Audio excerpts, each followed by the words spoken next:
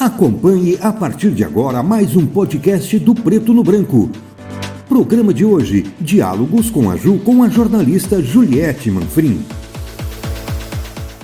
Olá, para você que nos acompanha no Diálogos com a Ju dessa semana, hoje o nosso bate-papo é muito sério, vai falar sobre tabus, mas também vai desmistificar alguns aspectos relacionados à vida e o fim da vida.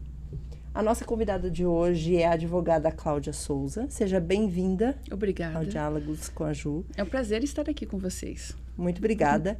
E a gente vai falar sobre um tema que muita gente talvez nunca tenha ouvido falar em suas vidas, mas que talvez possa fazer parte da sua vida ou da vida de algum familiar seu em algum momento, que é a ortotanásia. E eu gostaria já de cara que você explicasse pra gente o que é esse termo que aparentemente é tão complicado para se falar, mas que na prática talvez ele não seja tão complicado para se entender. O assunto em si, eu acho que é mais complicado que os termos e as palavras, né? Quando o assunto envolve vida ou morte, já se torna uma coisa mais pesada e difícil de ser falada. Ortotanásia não estava na minha vida desde criança. A eutanásia está na minha vida desde criança. Quando eu era uns 13 anos de idade, e eu estava numa fase em que a gente era piolho de biblioteca, né? Nós somos da fase de biblioteca. E naquela castigo, né? Não, naquela época, assim, eu pensava, ser inteligente tem que ler livro grosso. E aí eu fui procurar na prateleira e encontrei um livro imenso. Não sabia do que se tratava. Eu escolhi pelo tamanho. O assunto era eutanásia. Era uma enfermeira que praticava eutanásia quando os pacientes estavam em fase terminal. Ou seja, ele estava em processo de morte já. Então, naquela época, eu não sabia o que era ainda a ortotanásia. E dali aquilo ficou. Eu tinha uns 13 anos, isso ficou me remoendo. Quero falar sobre isso, quero falar sobre isso, quero falar sobre isso. Porque a gente passa no decorrer da vida por situações em que você perde muitas pessoas que ama. E que você vê muitas pessoas sofrendo nesse processo terminal. É um paciente terminal. Agora, depois de adulto, eu descobri que aquilo que aquela enfermeira fazia não era eutanásia de fato. Alguns chamam de eutanásia passiva, mas sim a ortotanásia. Que é o quê? É você ajudar alguém que está em processo de morte já, ou seja, é um paciente em fase terminal. Então, essa ortotanásia é isso. É você auxiliar ele a finalizar com dignidade. Eu acho que a palavra mais, ou seja, a principal palavra que a gente pode usar em todo o meu discurso, em todo o meu trabalho de graduação, de pós-graduação, de mestrado, é dignidade humana. A gente não está falando aqui de uma pessoa que vai lá e vai desligar os aparelhos de alguém e deixar a pessoa morrer. De forma alguma. São cuidados paliativos. A gente ouve falar muito de cuidados paliativos, né? Determinada pessoa está em cuidados paliativos, né? Porque não se fala muito no termo ortotanásia. Então, essa pessoa não vai lá tirar efetivamente a vida da pessoa. Ela só vai dar o que você disse. Esse processo de dignidade para esses últimos dias, para que ela possa viver sem dor, sem um sofrimento exacerbado. Exatamente. Quando a gente fala de dignidade, eu acho que esses termos vieram muito à tona na nossa carta magna, nossa carta de 88, a nossa Constituição. Mas antes disso, o século XX foi um século importante nessa questão. Por quê? Porque a gente vem de guerras mundiais no início do século, em que muitos direitos e muita dignidade foi perdida e muito direito fundamental, muito direito humano não foi resguardado. A gente, Holocausto, Segunda Guerra Mundial. Então, ali em 48 vem a Declaração Universal dos Direitos Humanos. Dia 10 de dezembro. Que começa a resguardar o quê? A dignidade e o ser humano. Esse resguardar não é só cuidar aqui, porque quando a gente fala em cuidar da dignidade do ser humano, a gente fala em todos os quesitos, social, psicológico, religioso, e até a gente nem vai falar sobre isso, né? Porque se a gente pensar no quesito religioso, aí a gente vai ficar aqui até amanhã conversando sobre esse assunto. Exatamente. Mas a dignidade veio na nossa carta, e assim como um princípio fundamental. Ela está no artigo 1º. Ela está ali no comecinho da nossa Constituição. Ela é proteção máxima, é o Estado protegendo o indivíduo e o Estado protegendo a vida. Né? Então, nós temos a vida e a dignidade no artigo 1º e no artigo 5º, que é a proteção máxima que tem. Só que todo mundo fala, e o Estado fala, em proteger a vida. Só que a gente pode pensar que se você vai proteger a vida, você pode proteger uma moeda de dupla face, a morte, o fim dessa vida. Que eu considero isso também agir com dignidade com esse ser humano. Quais são as vontades dele? Qual é o que ele deseja fazer para que isso aconteça? E o que é de fato a ortotanásia? Você vai lá e, como você falou, não se desliga um aparelho, não se aplica uma injeção letal, não se faz isso. O que é a ortotanásia? É um paciente que está em processo de comum acordo, às vezes, muitas vezes até vou falar sobre isso depois, o paciente está em coma e não tem mais como falar, mas pode deixar isso por escrito antes. Uhum. Nós chamamos de testamento vital. Isso existe no Brasil já. Não é lei, mas existe. A Dadalto fala muito, com muita propriedade isso, Luciana Dadalto. Estudei muito ela no mestrado. E a gente fala sobre cuidados paliativos. Como é que é cuidar desse paciente? É um paciente que já está em processo de morte, decide que interrompe, ou seja, os médicos não vão ter aquela obstinação, eu digo obstinação terapêutica, que é querer que volte, querer que faça, quando não existe mais um processo de cura. Uhum. Nada mais pode ser feito. Então, ali já está instaurado o processo morte. Então, o que se faz com esse paciente? O que é digno? É o que ele decidir primeiro. Ele ou o representante dele, uhum. Pessoas que falem por ele. Mas de forma digna, com cuidados paliativos. O que seriam os cuidados paliativos? É a parte física dele ser cuidada, a parte emocional ser cuidada, a parte espiritual ser cuidada. Cuidado, às vezes até em casa. Tirar ele do hospital, do ambiente hospitalar, já que o processo já está se encerrando, levá-lo com dignidade para casa e tratá-lo da forma mais carinhosa possível, dentro de casa, com seus perto. Olha que maravilha isso, você conseguir encerrar o ciclo perto de quem você ama. Porque é muito comum a gente ouvir, né? Os médicos mandaram embora para que morra em casa. A gente ouve isso até com muita frequência, né? Às vezes não utiliza a palavra morra, mas mandaram para casa porque já não tem mais nada para se fazer. Porque os médicos, Juliette, possuem isso. Já dentro da medicina, nós temos o Conselho Federal de Medicina autorizando a ortotanásia.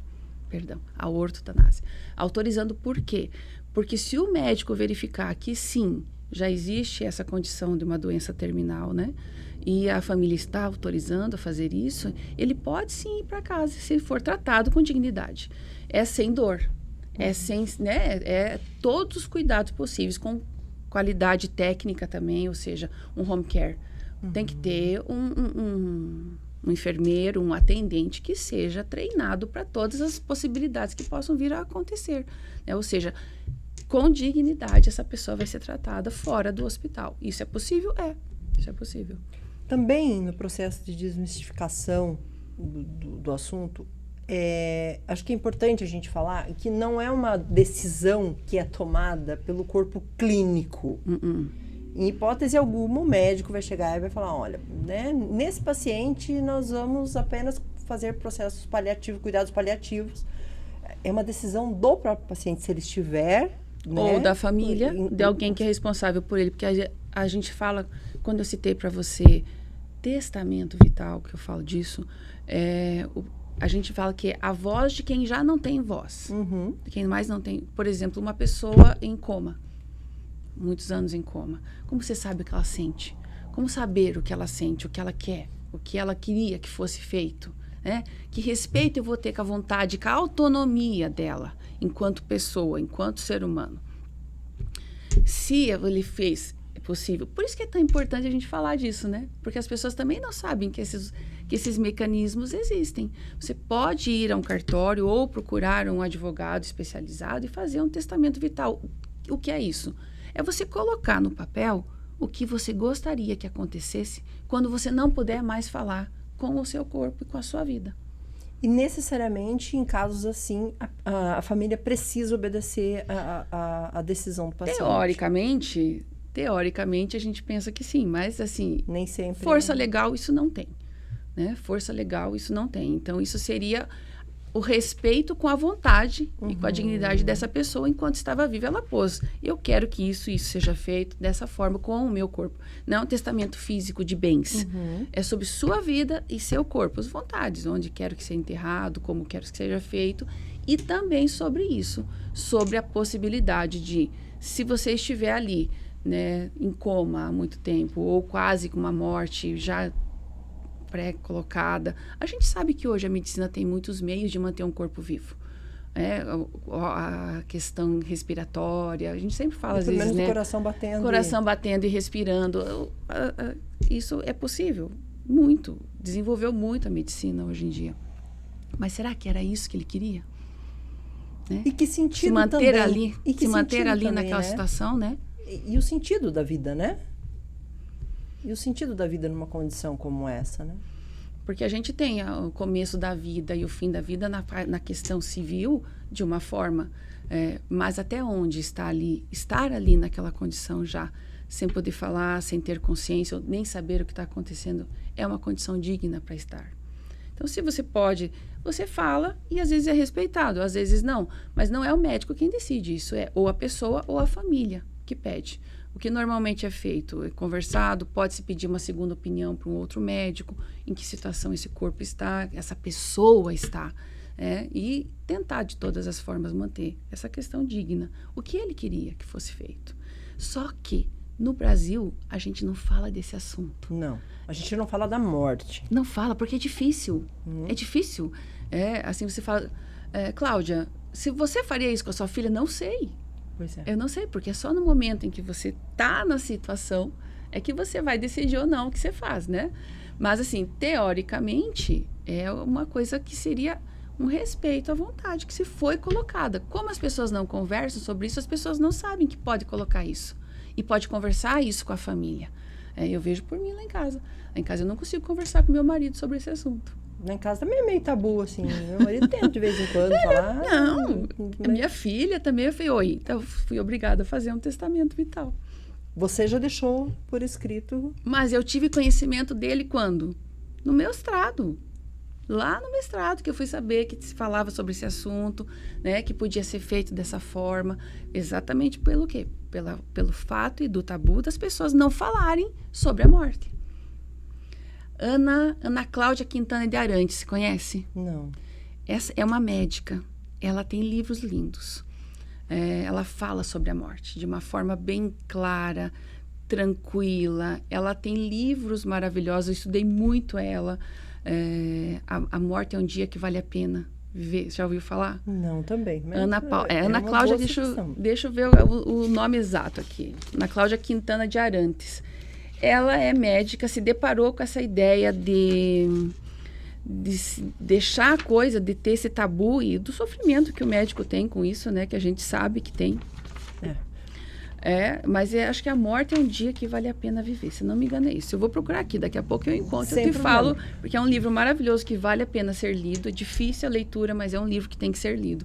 Porque ela encara a morte dessa forma com muita clareza e com muita tranquilidade. Como um processo natural da vida. E ela comenta nesses livros dela, assim, por que ela acha que o Brasil não fala sobre a morte? Porque nós somos eminentemente imigrantes.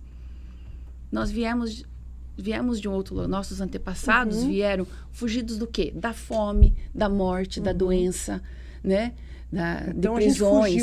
Então a gente fugiu disso a vida inteira, né? Quase que toda a população brasileira. Então, como é que agora essa população que veio para cá, para esse país, para viver, vai falar sobre morte? Ela comenta isso, que é bem possível que seja esse o motivo do tabu, que falar sobre morte. Porque nós viemos para cá, nossos antepassados vieram para viver, para procurar a vida, a nova história, para parar de passar fome, para ter um sustento, para ter dignidade. Voltamos à palavra, né? Dignidade.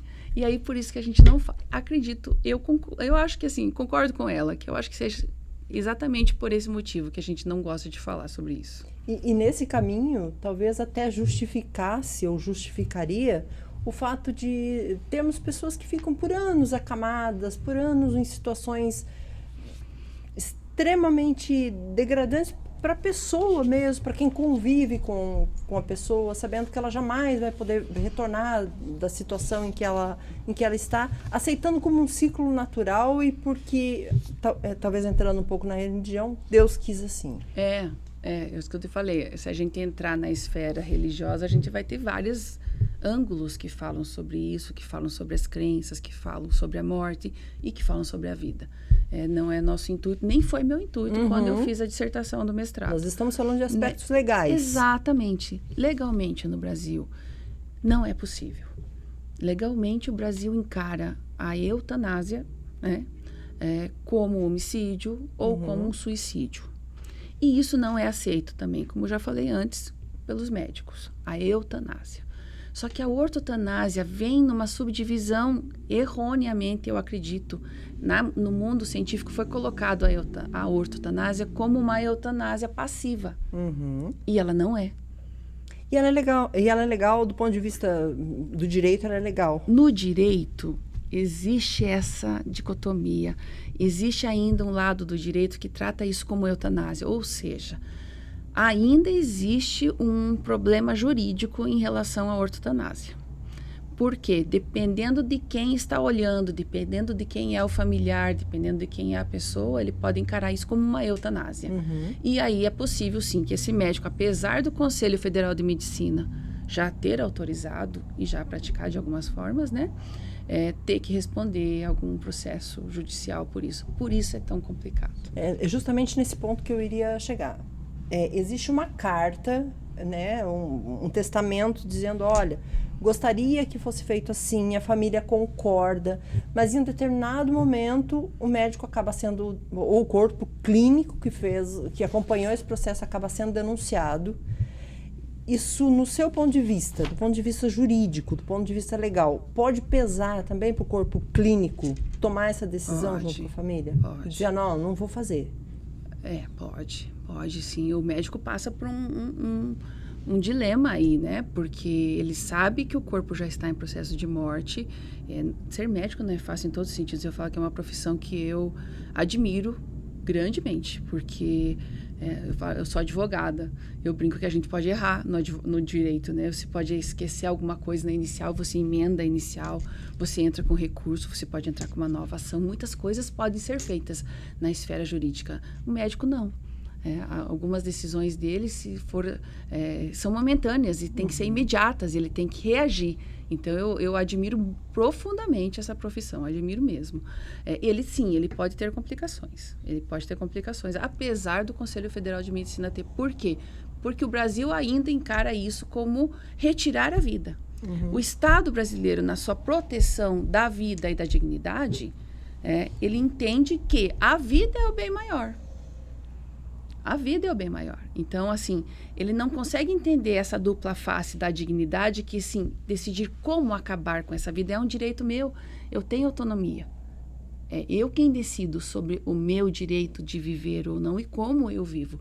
O Estado entende que não, você tem que... E por isso, alguns médicos, alguns procedimentos têm eu brinco que obstinação terapêutica de vamos insistir, e vamos insistir, e vamos insistir, apesar de saber que aquilo ali... Na questão de medicina, na questão de solução, não existe mais. Não vai haver. Você vai estar só mantendo a pessoa em sofrimento. Bom, diante disso, a gente tem um problema jurídico. Temos. Na sua dissertação de mestrado, você encontrou caminhos para a solução? Encontrei. Um caminho que eu vou dizer complicado, mas sim, direito fundamental, vida e dignidade. Se é um direito fundamental... Dentro do nosso ordenamento jurídico, existem algumas ações que nós vamos lá para o STF, quando o direito é fundamental, e pedimos que o STF diga o que deve ser feito ou não deve ser feito. A gente chama, a ação de descumprimento de preceito fundamental, a DPF. Ela é a saída. Por quê? Porque se você chegar lá e disser e expor, e por ser um direito fundamental, digamos que alguém, de forma monocrática ou não, entenda que sim, é um direito que você tem, aí você tem esse direito. Senão, não. E alguém já propôs essa DPF? Você já pensou em propor essa... Olha, é uma coisa... Como advogada? A gente fica complicado, esse ativismo do STF. Eu, como como cidadã, né, brasileira, eu sou contra. Eu sou contra todo o ativismo, mas esse é o único momento em que eu defendo que sim, seria o momento e seriam eles. Eu não propus, não propus. E no Brasil não foi proposto, que eu saiba ainda. Porque, como falei para você, é um assunto tão novo que as pessoas nem sabem que isso aí é uma saída que poderia ser feito. E que poderia ter uma ação de descumprimento de preceito fundamental. Até o nome é complicado. Quando a gente faz direito, você tem que estudar um monte para ações do STF. Essa é a saída. É possível dessa forma. Para que se livre totalmente de qualquer entrave ou de qualquer problema jurídico. Ou seja, também para a resolução desse problema jurídico, um primeiro passo seria, então, conscientizar a população e falar à população exatamente do que se trata. Campanhas de conscientização do que se trata. A ortotanásia, eu penso até que você não precisa ir tão longe, porque como o Conselho Federal de Medicina autoriza, por não ser, e volto a falar, não é eutanásia. A ortotanásia, a pessoa já está no processo de morte, já está. É um paciente terminal. Porque nenhum médico autoriza se não for dessa forma. Então, se você estiver de acordo com a sua família e os seus entes queridos, quando você não puder mais falar, aceitarem, ok, você não precisa ir tão longe. O problema maior é quando você tem resistência. Aí, nós vamos voltar ao que você falou. Sim, campanhas que falem sobre isso, campanhas que discutam sobre isso. Eu sei que é difícil, extremamente difícil falar sobre a morte, e a morte de pessoas que a gente ama, muito mais. Claro. Muito mais. Você quer a pessoa com você, o máximo que você conseguir estar com ela, né? Mas até onde é o que ela queria? Até onde ela está sendo tratada com dignidade? Exato. Você, como advogada, já acompanhou algum caso que tratasse... De ortotanásia? Vários. Eu já tive casos na família em que a gente autorizou, que foi autorizado já. Precisou de decisão judicial? Não. O médico conversou, nós conversamos com o médico porque nada é feito, ninguém desliga nada. Então, não é, nenhuma atitude ativa é feita, né? A pessoa vai, é isso, é deixar com muito amor e com muito cuidar para que ela tenha dignidade nos últimos momentos e deixar que o processo aconteça sozinho. É isso que é a ortotanásia. Então, assim, nós não tivemos problemas nenhum, isso aconteceu, ela estava hospitalizada, né? E aí teve parada cardíaca, não foi reanimada, nós pedimos que isso não acontecesse. Foi difícil, mas mais difícil ainda era vê-la na cama. Era uma pessoa idosa já? Era, 80 e poucos anos, que já estava há 5 anos de cama. E olha, eu sofri um acidente há uns anos atrás, em que eu fui obrigada quase 2 anos a ficar acamada, passei por cadeira de rodas. Naquele momento, a minha comorbidade era apenas física, problemas ósseos, ortopedia. Eu sabia que dali eu saía. Não sabia se ia sair de cadeira de rodas ou sem algum membro, mas eu sairia, porque mentalmente eu estava bem e o corpo também era saudável, 24 anos de idade. Mesmo sabendo, estando de cama, mesmo sabendo que eu ia sair, o período em que eu estive, apesar de ter sido tratada pela minha família com muito amor, com muito carinho, por profissionais excelentes, eu posso dizer que Deus colocou vários anjinhos para cuidar de mim lá. Gente, era terrível estar ali. Terrível não poder se tocar, terrível não poder me cuidar, terrível não poder me banhar, terrível. E eu me sentia mal, Agora pensa, eu me coloco, se eu tivesse ali de fato e dali eu soubesse que dali não ia mais sair. Qual seria a sua decisão a partir daquele momento? A minha você sabe qual é. Mas você deve ter tomado essa decisão e deixado ela por escrito há pouquíssimo tempo, né? Sim, depois do mestrado. Tive que passar por um vasto estudo para entender o que era eutanásia, o que era ortotanásia, o que era possível, o que não era possível, como era feito esse processo. Que não tem nada ativo de ninguém faz nada, o corpo só segue o trâmite normal, digamos assim, no direito a gente fala o trâmite normal, né? Ou seja, o curso normal da coisa. E acontece sem que ninguém faça nada. Então, eu tive que entender isso e só fui entender isso no mestrado. E como é que foi trabalhar o tema no mestrado? Porque eu penso que para os professores também foi um tabu, também um preconceito. Em princípio, ninguém queria que eu escrevesse sobre esse assunto. Em princípio, as pessoas falavam, a minha coordenadora, Cláudia, ninguém vai ler. É um assunto que ninguém gosta de falar. Eu falei, mas é exatamente por esse motivo que eu quero falar dele. Talvez por causa do acidente, né? Mas, assim, no mestrado eu tive muita resistência para que eu falasse. Tanto que eu iniciei o mestrado com um tema, que era conciliação e mediação, métodos de solução de conflito. Passei depois para inteligência artificial, porque era 2019, então era o auge, o início, estava se falando de IA. Eu até iniciei, até brincava, né? Uma senhora de 50 anos falando de IA. Mal sei mexer no meu celular. Mas, enfim, peguei o desafio, foi uns 2, 3 meses, eu fui falando sobre isso e pesquisando sobre isso. Por quê? Porque os meus professores, né, não aceitavam, não queriam que eu falasse, não é não aceitar, mas Cláudia, fala de algo que as pessoas vão ler, né, escolhe outro tema. Então, eu saí da mediação e conciliação, fui para inteligência artificial, não me encontrei, não era do que eu queria falar. Falei, não, eu parei, eu vou falar sobre ortotanásia, eu vou falar sobre isso. Aí, foi um embate. Né? Até tinha alguns professores que quando eu entrava na sala para aula, eles brincavam comigo, aí, Cláudia, já tá desistindo aí de matar velhinho? Eu falei, gente... Aí você dá uma risadinha irônica, né? Porque aquela risadinha, né? Não desistir de fazer justiça, eu falava. Não desistir de fazer justiça. Porque o processo morte não é só para pessoas idosas, né? Exatamente. A gente tem isso em qualquer idade. E qualquer um pode ter isso na sua casa. Exato. Com o pai, com a mãe, com o filho, com o esposo, enfim. Então, não era... Mas era chacota. Eu era chacota deles. Agora, vamos pensar, se no meio de pessoas altamente letradas, porque professores de mestrado geralmente são doutores, pós-doutores, existe todo esse preconceito, como é que a gente facilita a linguagem para traduzir isso a 210, 220 milhões de brasileiros, para que compreendam e entendam de fato o que não tirem interpretações equivocadas sobre o processo. Isso também é um desafio jurídico, nossa, né? Nossa. E de comunicação. Nossa, porque tem essa questão penal. As pessoas só pensam na eutanásia. As pessoas não pensam que existem possibilidades de não.